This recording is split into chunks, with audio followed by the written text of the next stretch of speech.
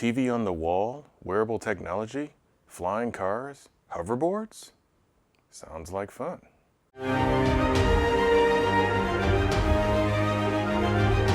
me, it was Tuesday. Welcome to another episode of For Me, It Was Tuesday. I am your host, GQ. Do me a favor, hit the subscribe button. Hey, McFly! Like the video, leave some comments on this video and the other ones I've done. Make sure to check out culturejunkies.net. Also, hit us up on Facebook, Instagram, and Twitter. We're also on Twitch and Discord, so we are pretty much everywhere. Don't forget to share the video as well. Spread some of that Culture Junkies love around the world. So today, we're going to be looking at the 1989 Universal Pictures release, Back to the Future Part 2.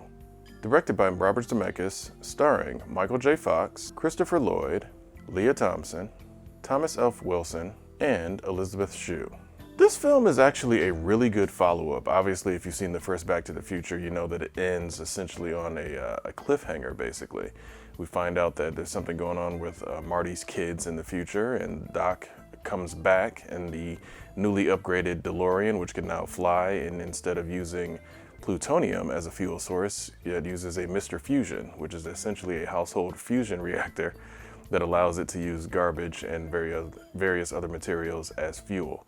So he takes them to the future, to October 21st, 2015 to be exact. Now, obviously, with that date having been in the past for us now, it's very interesting to look at this film and see all of the things that they got right and all the things that they got completely wrong.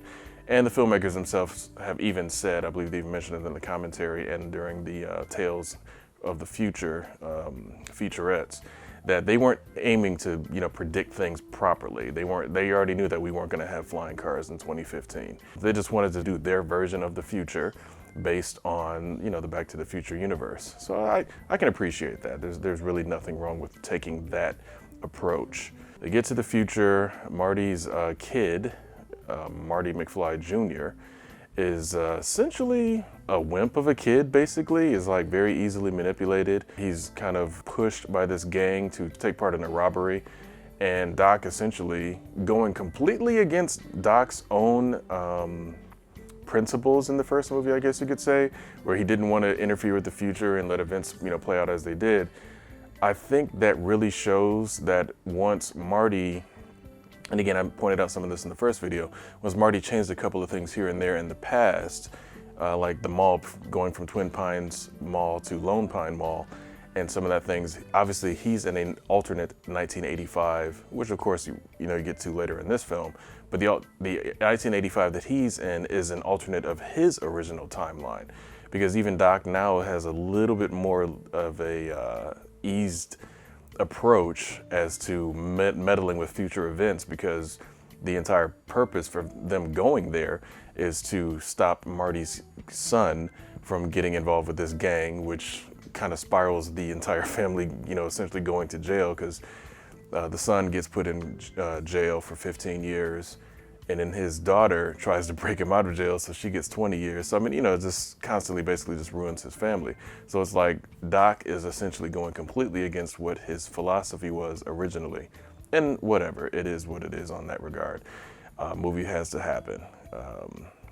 So of course they get to the future. Marty, gets a quick glimpse. And of course his girlfriend Jennifer, who was actually originally played by Claudia Wells in the first film, is now played by Elizabeth Shue, who many of you may remember from the Karate Kid film, who played Allie with an I. The film itself is actually pretty fun. Again, the future portions are interesting, to say the least. Some of the things that they did get right, televisions on the wall. Obviously wall-mounted TVs. I have a wall-mounted TV sitting on the other side of this camera. Wearable technology, Google Glass, that sort of thing. It's kind of in its really raw form kind of displayed in this particular film. And it's cool. It's very much like the Star Trek thing, where Star Trek kind of predicted tablets and some of the different tech that we have. Nike did try, but they still haven't completely gotten self-lacing shoes out to the masses yet. It's a very, very niche thing. You had to basically probably pre-order that thing like 4 years in advance or something crazy. But that's not really that important.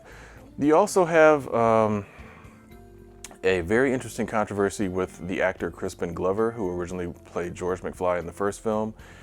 They tried to do a quick one and replace him. Now, granted, he did not want to reprise his role for various reasons, but they tried to approximate his likeness using makeup and prosthetics on the actor, I believe his name was Jesse Weisman, who they got to portray George McFly in this film, who you never see upright. You always see him, because he threw his back out, floating upside down in this device in the future. And the crazy thing is, Crispin Glover actually sued the producers of the film and won, and now, and he actually made a big change for actors. It's like their likenesses are basically essentially protected, and it stops studios from trying to use their likenesses without their permission. So any of the footage you see with George McFly, who of course is Crispin Glover in the past, is all just footage from the original film, different angle, camera angle, type of stuff. So it's the very interesting thing with that development. All in all, the film is good. Billy Zane is back again in the alternate 1985, which happens, of course, because Biff, who has a much more expanded role in this one, he is definitely a true antagonist in this particular film, because he steals the time machine to take Gray's Sports Almanac with sports statistics from 1950 to 2000, the year 2000. Takes that back to himself and makes it so he can essentially bet on sporting events, obviously never losing because he has all the results.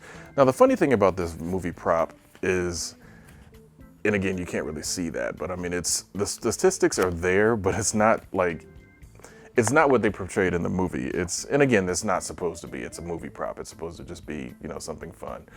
But it shows the final standings of the seasons. It doesn't say anything about individual scores or individual games, which is hilarious. Now, obviously, we know that the present, well, past now, I think the Cubs lost to the Mets on the exact day, October 21st, 2015.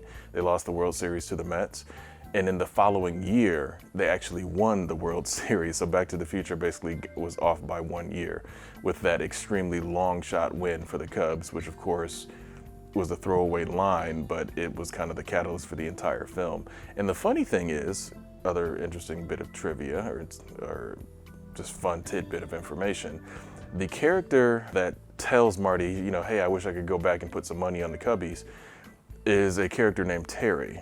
The interesting thing about the Terry character is when you go back to 1955, we see him, the exact character, arguing with the younger Biff about the cost of, repairing his car, getting all the dents and the manure out of the car. He was the actual, mechanic that worked on Biff's car. And then you see him all those years later in 2015 trying to get Marty to once again save the clock tower, or give some money towards the clock tower. And he was actually portrayed by the actor Charles Fleischer, who of course is the voice of Roger Rabbit from the Roger Rabbit cartoon film and shorts that they did. And another kind of across the years link in that film is, interestingly enough, during that discussion, you find out that the manure that was taken out of his car, well, essentially the truck that he crashed into was owned by somebody, a Jones company or Jones family company or something like that. So interestingly enough, they hauled away the manure that of course he crashed into to begin with. And anyway, long story short, he crashes into the manure truck again. It's the exact same manure truck hauling the exact same manure that they just pulled out of his car earlier on in that particular day. So it's really messed up for Biff. All in all, the film is awesome. I did enjoy it. The 4K transfer is a mixed bag yet again, and I'll tell you why really quickly. You run into the situation where 4K, and this happened with the Ghostbusters when Ghostbusters first was brought to Blu-ray, the resolution is too good for the effects. And it's not a fault of the film company, obviously, because ILM, who's top of the line, top of the game, especially back then, did the effects for this film. There's some effects that are pretty rough, and I mean, and again, they're inventing technology to do some of these shots and some of the things they're doing. And a lot of the sequences were actually done on blue screen. Green screen was not as heavily used yet. Blue screen was kind of the main thing for a lot of this type of stuff. And the 4K Blu-ray just kind of betrays a lot of that. It gives a lot of the, especially the sequences where they're using the motion camera rig to kind of hold shots, show like young Marty interact, with old Marty in the same shot, or young Marty and his son in the same shot, or Marty playing his own daughter and his self as an old man and then his son in the same shot. You're seeing a lot of the edges from the processing where they're putting people into shots or kind of overlaying different layers. It's very easy to pull those apart in 4K, and again, that's just the resolution being so high. It's much easier to just see those edge lines. And it doesn't, if you're just watching the movie to enjoy the movie, whatever. But if you're going to get in there and overly critique the cinematography, I guess, it's not gonna work for you, because 4K is just gonna betray all of those, essentially the process that they went through to get things done. Another interesting tidbit, Jason Scott Lee, who of course portrayed Bruce Lee in Dragon the Bruce Lee story, is a part of Biff's gang. Griff's gang, who is Biff's grandson in the future. He's part of his gang, and in that same sequence, a very, very young Elijah Wood, who you may know as Frodo from the Lord of the Rings and Hobbit series, is a little kid in that film, and that's actually his first film role. So, really interesting thing. So Back to the Future trilogy, of course, and continuing that with Back to the Future Part 2. Again, very fun film. I enjoyed it, and it was interesting for them to go to the future and give their interpretation of it, and then yet have to go back to 1955 and deal with a couple of things because of Marty's apparent greed and his attempt to, get some quick money because he could get the sports betting going. But all in all, great film. Lots of fun. Again, the 4K Blu-ray transfer has a lot of the same extras that some of the previous releases have had. The newest thing being the Tales from the Future featurettes, and this is actually part 2 that's put on this particular disc, so obviously it goes more into the backstory of the entire Back to the Future universe. There's some really cool deleted scenes on this particular one, and especially one that explains when future Biff steals the time machine. He comes to the alternate 1985 timeline and is shown in like considerable pain, and they'd never explained that in the main film, but the deleted scene actually kind of goes into that a little bit more and shows that essentially he's in pain because he's about to fade out of existence. What he's done is, by giving himself the book, and it's turned into, okay, you're not going to be this old codger who is kind of a patsy for the McFlys anymore. You're about to be Biff, who runs Biff Co. and has the big casino in the middle of town and all of that other sort of thing. So the old Biff essentially is fading out of existence, so it's a painful experience. And I kind of wish they would have left that in there. I mean, I guess they felt it was a little bit too much and maybe a little bit too jarring, but it's a consequence of playing around with time. So I thought that would have been a really interesting thing for them to leave in. But speaking of leaving, I'm going to leave you guys with these final words.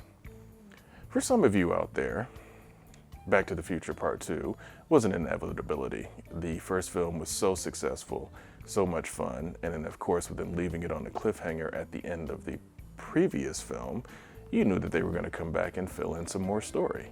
And so they did exactly that with this film. They had a lot of great sequences, a lot of interesting things going on, and especially for myself, it was the first time I'd ever heard of a film having its sequel filmed with it back to back, because at the end of the film, they go right into a teaser trailer for the third Back to the Future film, which I will be obviously covering in a future episode. So for some of you, that was a huge surprise. Then of course, later on you find out that Superman was originally filmed back to back with Superman 1 and 2 kind of filmed simultaneously. But that's neither here nor there. And for you guys, hey, big shock. But for me, It was Tuesday. I'll see you guys next time. Hey, this is GQ. I'm giving a shout out to DeMarcus Smith, Fab Nerd Life, and Nanette are Culture Junkies level patrons. If you'd like to find out how to get a shout out from yours truly on these videos, stay tuned, you'll see exactly how that's done. But if you're in a rush and you just want to go ahead and support the Culture Junkies right away, go to patreon.com/culturejunkies, and for as little as $1 a month, not even $1 a day like some of those other places, you can support a Culture Junkie. Appreciate all your support, all the love, all the likes, and especially the shares. We'll see you guys next time.